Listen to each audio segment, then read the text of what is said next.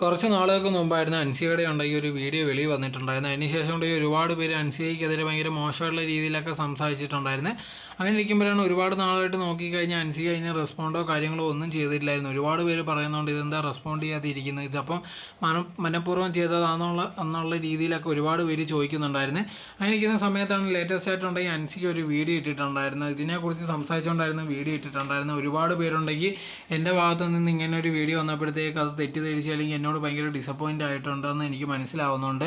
അതുകൊണ്ട് ഞാൻ മനഃപൂർവ്വം ചെയ്തതൊന്നുമല്ല, ഒരു അബദ്ധം പറ്റിപ്പോയതാണ്. അങ്ങനത്തുള്ള രീതി വരുമെന്ന് ഞാൻ ഒരിക്കലും വിചാരിച്ചിട്ടില്ല.